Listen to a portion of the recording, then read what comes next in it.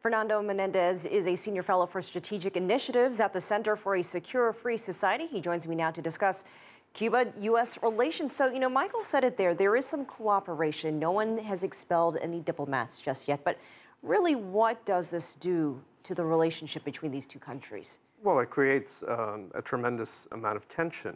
This has been a relationship that has always been extremely tense. And I think that Michael also went to a key element here that we haven't been thinking about, elements within the regime.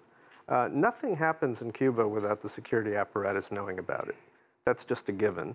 So somehow, at some level, mid-level or higher up, someone is aware of how this is taking place, how it's coming about. So it is possible that there could be some internal tensions, that there could be some elements that are displeased with normalization. And there's been talk of a third party, possibly a different country involved here. Michael mentioned Russia.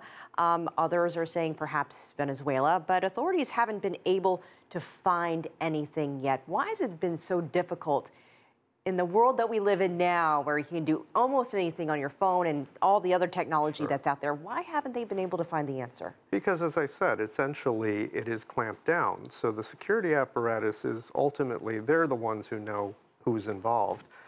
You could conjecture. You could say Venezuela, clearly. You could say perhaps Russia or Iran, which is an ally of Cuba. You could even say North Korea. When Kim Il-sung, or the son, passed away, Cuba had, I believe, 10 days of mourning. So it could be a rogue regime. It could be a regime that is there with diplomats and security folks in Havana. Again, conjecture at this point. And will they ever really find out at this point? I doubt it. I doubt it. Do you think this will affect what's happening with U.S. businesses that have already gone down there to invest, the opening of hotels, the airlines? What about the tourism industry in general with this travel warning? What does this do to all of that? I think it puts a dark cloud over it. It creates a dark cloud. It's a very suspicious situation. Again, as I say, when you have a regime that knows exactly what is going on, people should be cautious. People should be cautious. It hasn't affected tourists. And again, it's also affected not only the U.S. Officials, it's affected Canadians. Canadians were equally affected by this phenomenon, which I think is more, in the nature of a John le Carré novel, spy thriller.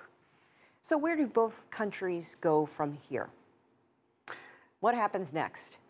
It would be incumbent on the Cubans to find a culprit.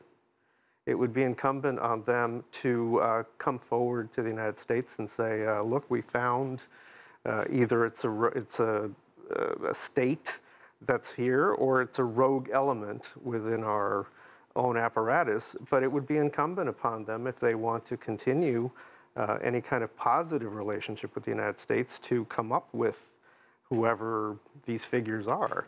I think it is primarily up to them. And if not, our ties, could they be severed? There's a possibility. This is an administration that I don't think is as generous as the previous one was on relations with Cuba, and it could see it as a possibility to sever those ties. All right, Fernando Menendez, thank you for your insight. We appreciate you joining us.